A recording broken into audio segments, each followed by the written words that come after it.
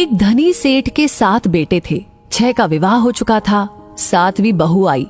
वो सत्संगी माँ बाप की बेटी थी। बचपन से ही सत्संग में जाने से सत्संग बस गया था जीवन में। ससुराल में घर का सारा काम तो नौकर चाकर करते हैं। जेठानियां केवल खाना बनाती है, उसमें भी खटपट होती रहती है। बहू को सुसंस्कार मिले थे कि अपना काम स्वयं करना चाहिए और प्रेम से मिलजुल करके रहना चाहिए। अपना काम स्वयं करने से स्वास्थ्य बढ़िया रहता है। उसने युक्ति खोज निकाली और सुबह जल्दी स्नान करके शुद्ध वस्त्र पहनकर पहले ही रसोई में जा बैठी। जेठानियों ने टोका, लेकिन फिर भी उसने बड़े प्रेम से रसोई बनाई और सबको प्रेम से भोजन कराया।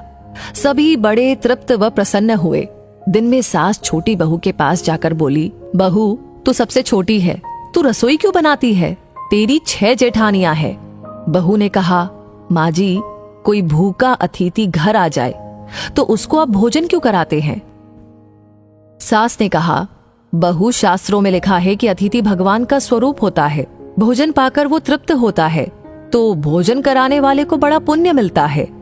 माँ जी, अतिथि को भोजन कराने से पुण्य होता है तो क्या घर वालों को भोजन कराने से पाप होता है? अतिथि में भगवान का स्वरूप है तो घर के सभी लोग भी तो भगवान का ही स्वरूप है, क्योंकि भगवान का निवास तो जीव मात्र में है। और माँ जी, अन्न आपका, बर्तन आपकी, सब चीजें आपकी हैं। मैं जरा सी मेहनत करके सब में भगत भाव रख के रसोई बनाकर खिलाने की थोड़ी सी ही सेवा कर लूं तो मुझे पुण्य होगा कि नहीं होगा? सब प्रेम से भोजन करके तृप्त होंगे, प्रसन्न होंगे तो कितना लाभ होगा।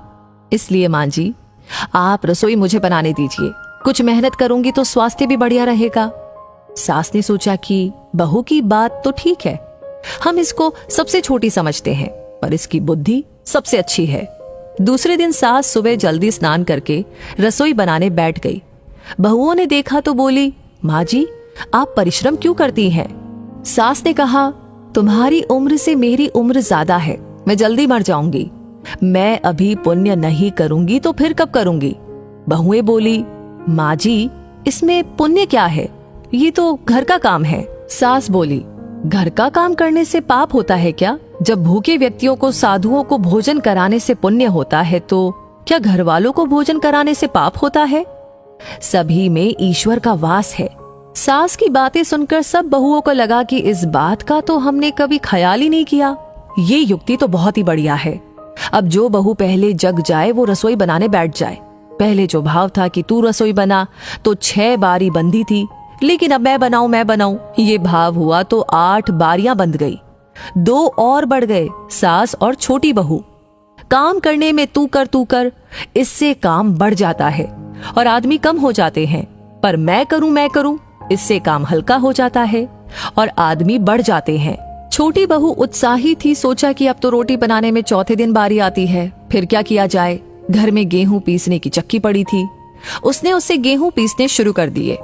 मशीन की चक्की का आटा गरम गरम बोरी में भर देने से जल जाता है। उसकी रोटी स्वादिष्ट नहीं होती, लेकिन हाथ से पीसा गया आटा ठंडा और अधिक पौष्टिक होता है और उसकी रोटी भी स्वादिष्ट होती है। छोटी बहू ने गेहूं पीसकर उसकी रोटी बनाई तो सब कहने लगे कि आज तो रोटी का जायका बहुत ही अच्छा है। सास बोली, बहू, तू क्यों गेहूं पीसती है? अपने पास पैसों की कमी नहीं है। माँ जी, हाथ से गेहूं पीसने से व्यायाम हो जाता है और बीमारी नहीं आती। दूसरा रसोई बनाने से भी ज्यादा पुण्य गेहूं पीसने का है। सास और जेठानियों ने जब सुना तो लगा कि बहू तो ठीक ही कहती है। उन्होंने अपने अपने पतियों से कहा कि घर में चक्की ले आओ, हम सब गेहूं पीसेंगी। रोजाना सभी जेठानियां चक्की में 2-2.5 सेर गेहूं पीसने लगी। अब छोटी बहू ने देखा कि घर में जूठे बर्तन मांजने के लिए नौकरानी आती है। अपने जूठे बर्तन हमें स्वयं साफ करने चाहिए, क्योंकि सब में ईश्वर है तो कोई दूसरा हमारा जूठा क्यों साफ करे। अगले दिन उसने सब बर्तन मांज दिए तो सास बोली, बहू, विचार तो कर, बर्तन मांजने से तेरा गहना घिस जाएगा, कपड़े खराब हो जाएंगे। माँ जी, काम जितना छोटा उतना ही उसका महात्म्य ज्यादा। पांडवों के यज्ञ में भगवान श्री कृष्ण ने जूठी पत्तले उठाने का काम किया था। दूसरे दिन सास बर्तन मांजने बैठ गई। उसको देख कर के सब बहुओं ने बर्तन मांजने शुरू कर दिए। घर में झाड़ू लगाने नौकर आता था। अब छोटी बहू ने सुबह जल्दी उठ करके झाड़ू लगा दी। सास ने पूछा, बहू, झाड़ू तूने लगाई है? माँ जी, आप मत पूछिए, आपको बोलती हूँ तो मेरे हाथ से काम चला जाता है। झाड़ू लगाने का काम तो नौकर का है, तो तू क्यों लगाती है? माँ जी, रामायण में आता है कि वन में बड़े बड़े ऋषि मुनि रहते थे, लेकिन भगवान उनकी कुटिया में न जाकर के पहले शबरी की कुटिया में गए, क्योंकि शबरी रोज चुपके से झाड़ू लगाती थी, पंपा सरोवर का रास्ता साफ करती थी कि कहीं आते जाते ऋषि मुनियों के पैरों में कंकड़ न चुभ जाए। सास ने देखा कि ये छोटी बहू तो सबको लूट लेगी, क्योंकि ये सबका पुण्य अकेले ही ले लेती है। अब सास और सब बहुओं ने मिलकर के झाड़ू लगाना शुरू कर दिया। जिस घर में आपस में प्रेम होता है वहां लक्ष्मी बढ़ती है, और जहां कलह होता है वहां निर्धनता आती है। सेठ का तो धन दिनों दिन बढ़ने लगा। उसने घर की सब स्त्रियों के लिए गहने और कपड़े बनवा दिए। अब छोटी बहू ससुर से मिले गहने लेकर बड़ी जेठानी के पास गई और बोली, आपके बच्चे हैं, उनका विवाह करोगी तो गहने बनवाने पड़ेंगे। मेरे तो अभी कोई बच्चा है नहीं, इसलिए इन गहनों को आप रख लीजिए। गहने जेठानी को देकर बहू ने कुछ पैसे और कपड़े नौकरों में बांट दिए। सास ने देखा तो बोली, बहू, ये तुम क्या करती हो? तेरे ससुर ने सबको गहने बनवा कर दिए हैं और तूने वो जेठानी को दे दिए और पैसे कपड़े नौकरों में बांट दिए। माँ जी, मैं अकेले इतना इकट्ठा करके क्या करूंगी? अपनी वस्तु किसी जरूरतमंद के काम आए तो आत्मिक संतोष मिलता है, और दान करने का तो अमिट पुण्य होता ही है। सास को बहू की बात लग गई।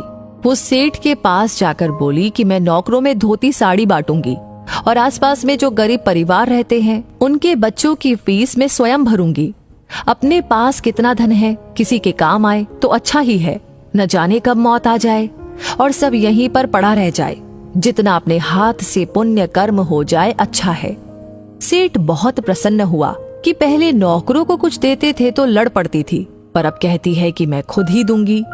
सास दूसरों को वस्तुएं देने लगी तो ये देख कर के दूसरी बहुएं भी देने लगी। नौकर भी खुश होकर के मन लगा कर के काम करने लगे और आस पड़ोस में भी खुशहाली छा गई। श्रेष्ठ मनुष्य जो जो आचरण करता है दूसरे मनुष्य वैसा वैसा ही करते हैं। वो जो कुछ प्रमाण कर देता है दूसरे मनुष्य उसी के अनुसार आचरण करते हैं। छोटी बहू ने जो आचरण किया उससे उसके घर का तो सुधार हुआ ही, साथ में पड़ोस पर भी अच्छा असर पड़ा। उनके घर में भी सुधार आया। देने के भाव से आपस में प्रेम भाईचारा बढ़ गया। इस तरह बहू को सत्संग से मिली सूझबूझ ने उसके घर के साथ अनेकों घरों को खुशहाल कर दिया। तो दोस्तों, इस कहानी को सुनते हुए आप क्या महसूस कर रहे थे? आपकी क्या राय है? हमें कमेंट सेक्शन में लिख करके अपनी राय जरूर बताएं। लाइक ऑलरेडी आपने कर दिया है तो इस कहानी को बहुत सारे लोगों के साथ शेयर करना बिल्कुल ना भूले, क्योंकि आपका हर एक लाइक, हर एक कमेंट, हर एक शेयर हमें प्रेरणा देता है ऐसी कहानियों पर काम करने के लिए, आप तक पहुंचाने के लिए। तो हमेशा ऐसी कहानियां आपको